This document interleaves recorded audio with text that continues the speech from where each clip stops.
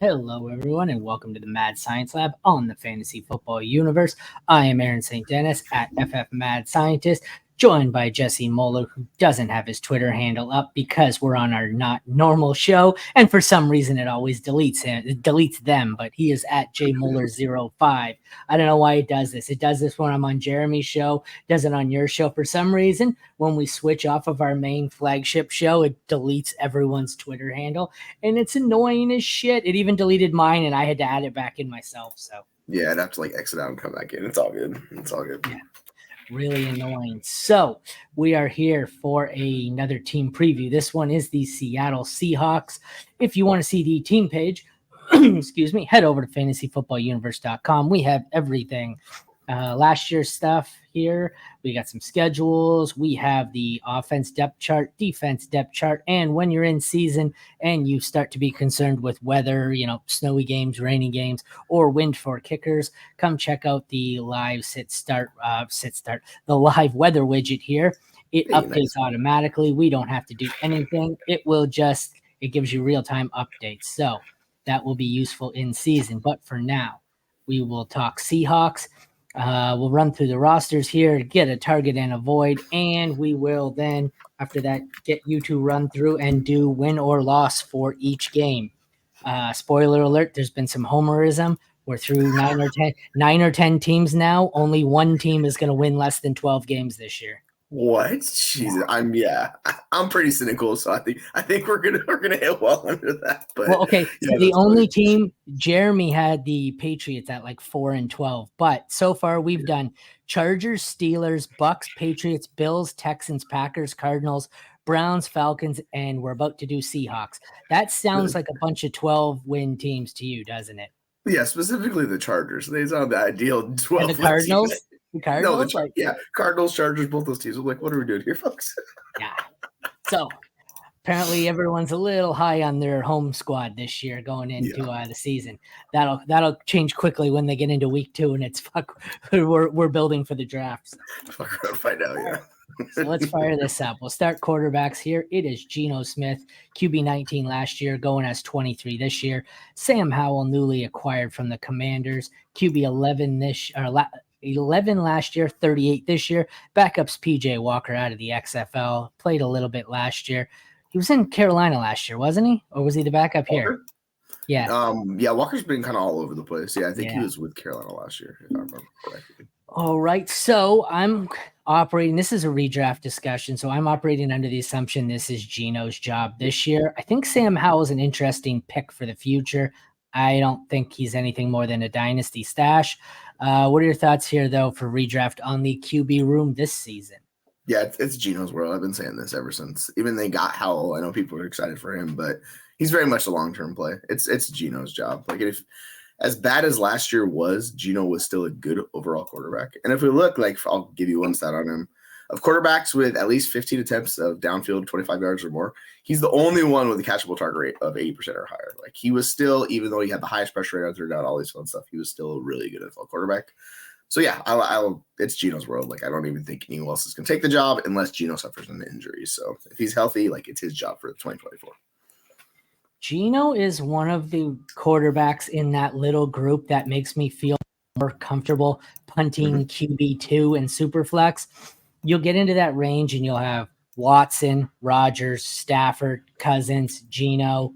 There's one or two others, but it's spots where it's I don't love these guys as my QB2, but I'm more than comfortable with it. So I always make sure I have one of that group. I don't want to get, I don't want to keep punting and find myself in that group with Aiden O'Connell, Gardner Minshew. I don't even know who else is in that range. Even Baker's in the range there with Geno. So I feel he's going as a back end QB2 right now. I feel comfortable with him in that range. He's not someone I'm targeting.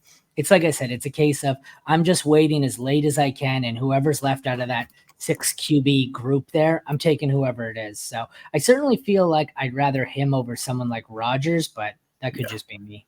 Yeah, I mean, with Rodgers and Cousins, you have the injury concerns, right? So you take that away with Geno. I have him at QB 16 on the season, so I'm clearly higher than consensus on him. But yeah, I'm happy taking him at cost where he just falls in that range, and I feel really good about having him in QB2 or like depending on the matchup, like a streamable QB1 and like redraft leagues stuff like that. But yeah, it's not a guy I want to go into the season with, but if I ended up with him in the QB1 on the team, like I would be okay managing that.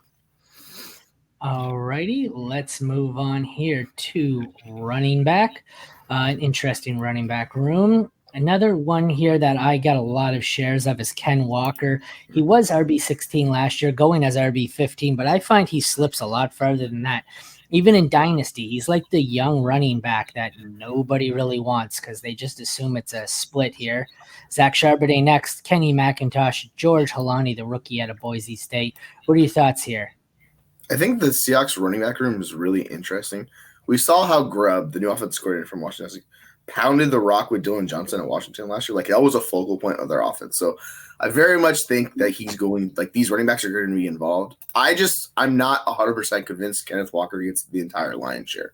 So I have him at running back 17. I'm just a little worried on how much volume he sees because if you look at passing and stuff like that, he's not a very good pass catcher. That there's not a forte coming out. And it's kind of what we've seen from the 2 years in the league. But he's just such an explosive, good NFL rusher.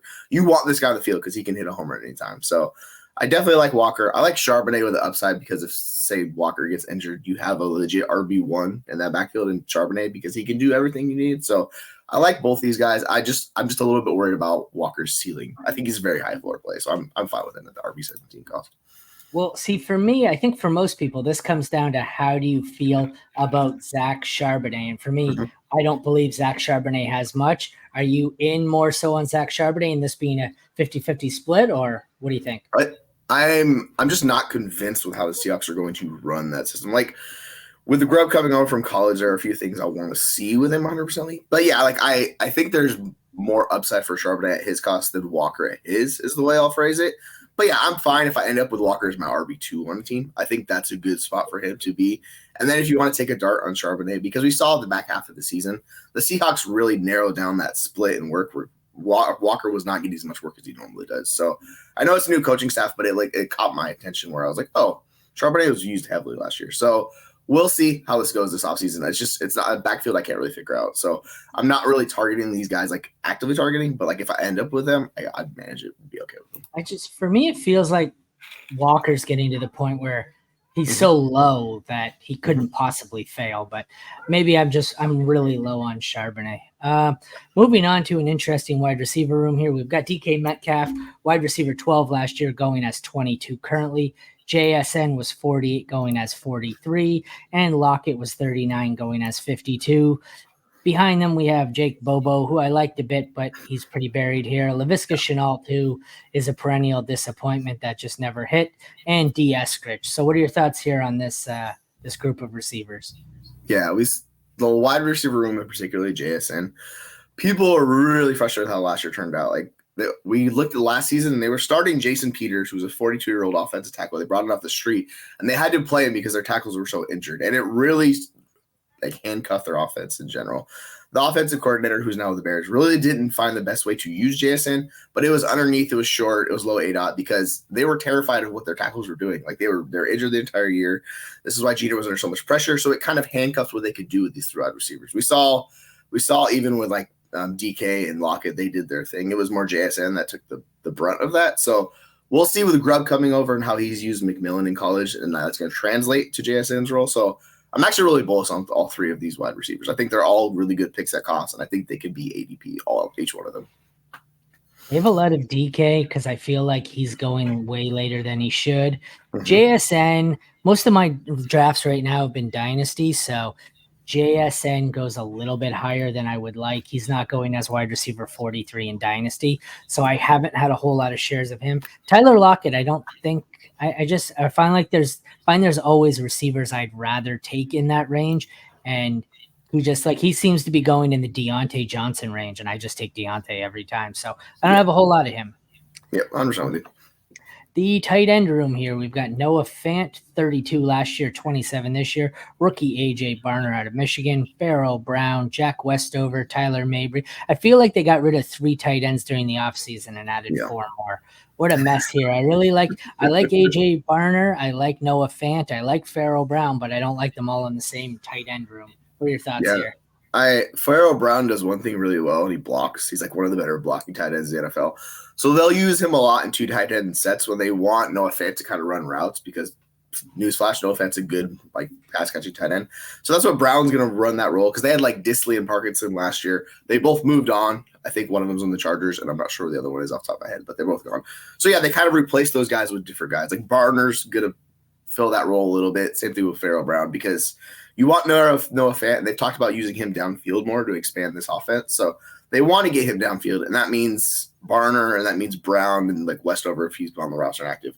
Those guys are going to be the blocking tight ends, trying to free him up. But yeah, with how Grubb uses his offense, one of those guys will likely be chipping in to help out the offensive line, particularly when they face some of these good defenses that the Seahawks are going to face this year, because you don't want your quarterback facing pressure, which was the biggest just disaster for Seahawks 2023.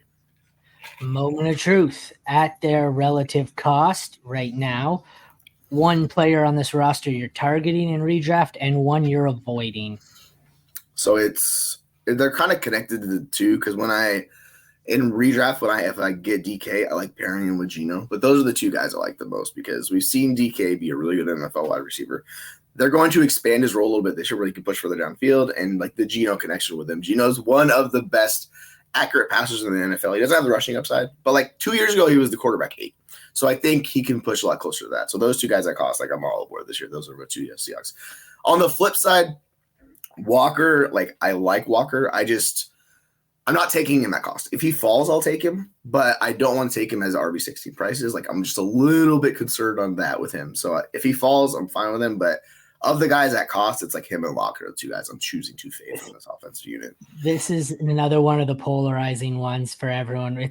It's avoid a Seahawks running back. It's which one do you choose to avoid Walker? I choose to avoid Charbonnet, but I think 100%. that's because you're lower on Walker and I'm lower on Charbonnet. So Yeah, 100%. Let's run up here to the schedule. I will run through the game. You tell me win or loss. Keeping in mind, you're going to need 13 wins to make the playoffs at this point, so good luck with that. Week 1, home to the Broncos. Yeah, we're mollywopping the Broncos week 1. Mollywopping the Broncos week 1. All right. Week 2 at New England. Yeah, whether it's Jacoby Brissett or if it's Drake May, I don't think the Patriots. I think actually the Patriots will give the Seahawks a good game because their defense. I don't know why Jeremy's so down on their defense. I think their defense is good, but I expect the Seahawks to win that game. Start out the season 2-0. It's newsflash, it's going to go downhill from there. But I like those first two games. They'll start out the season 2-0. So I have their defense lower than I normally do as well, and it's not so much that the defense is bad; it's that the defense is getting older, and the defense is going to be on the field 55 minutes a game. I think is the problem. So. Week 3, home to the Dolphins. Yeah, Dolphins taking that one. Their offense is a nightmare. And with the Seahawks defense and all the changes under the new coach McDonald, I can't talk for some reason. Like the defense is going to be like finding its way that first half of the season. So I'm expecting a lot of high scoring games, particularly early on in the season, because they're going to be so heavy on the line. And when you're into a shootout with the Dolphins, like it's going to be a tough one. I expect both Geno and Tua to go lights out that game, but I'll give the Dolphins a win. Week 4 at the Lions, which I believe is a Monday nighter. Yeah, that's going to be a tough one. As much as I like the Seahawks, they're not beating Detroit at home. Detroit's roster has a shot. Like they have a shot to win the Super Bowl. Like they're really. I have them as the NFC champion. Yeah, that's like they're on the road. That's just too much to ask for this. Really. Week 5, home to the G-Men. Yeah, sorry. They could be facing their old quarterback Drew Lock, but yeah, they're gonna beat the Giants. I'm not too worried about the Giants. No. Week 6. Yeah, that's a loss. Yeah. They struggle immensely with Shanahan and that. Like who doesn't? I know. Except for the Chiefs. They have not figured out that defense, man, at all. It killed them. They need to go pay the Chiefs for their playbook. Because the Chiefs are the only team that can beat them. But week 7 at the Falcons. I will give them like a game-winning field goal here in the win. This is the one I'll go back and forth a lot because I'm kind of similar spot with the Falcons. But I said the Seahawks will take the Falcons. They'll probably be underdogs in this game, but I'll give them a win. Week 8, home to Buffalo. Yeah, Josh Allen's do freaking good. I know people are down on Buffalo, but I would not be surprised to see Buffalo win that division again. I'm expecting Buffalo to win that game.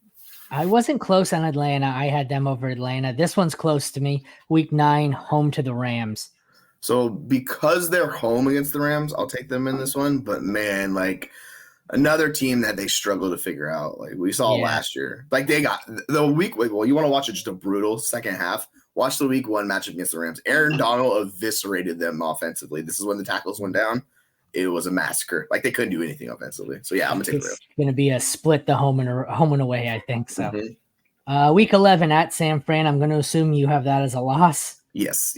At San Fran. Good luck. That roster's the roster's coming down a little bit, but it's still one of the top 2 rosters in the NFL. Like they're really good. I'm taking. You got them 500 in the game after the bye week, but the schedule looks a little easier here. I'm not all that high on the Cardinals, but week 12, home to the Cards.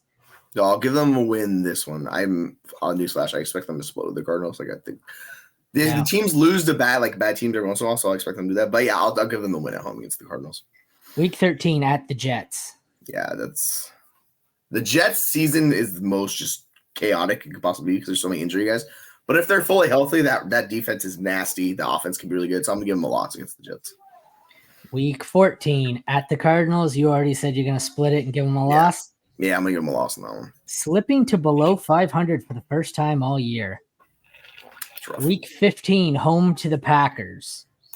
This is the toughest one. Like this makes or breaks their season, kind of. If they win this one, they'll have a good shot at making the playoffs. I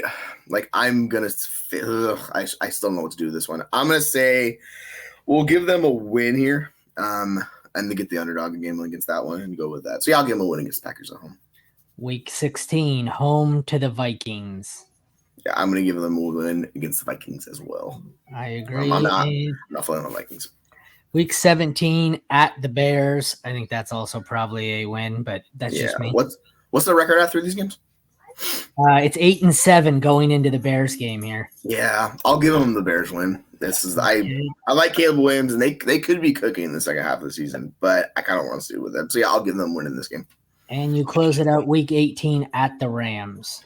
We're gonna close it out with a loss. Go out just. You have them finishing with a 9-8 record. That is good for second worst in the NFL, according to the experts. Four games better than the Patriots, and 3 games worse than every other team in the NFL, apparently. Tough break for the Seahawks, folks. It's going to be a tough year, I think. So, well, thank you for joining me today, Jesse. If you want to check out any of these team pages, head over to fantasyfootballuniverse.com. Check back tomorrow. We got a little out of order today. We had to reschedule, so I'm not sure what team we're doing tomorrow, but check back tomorrow for the next one. Thank you to Jesse for joining me, and thank you all for tuning in. Have a good one.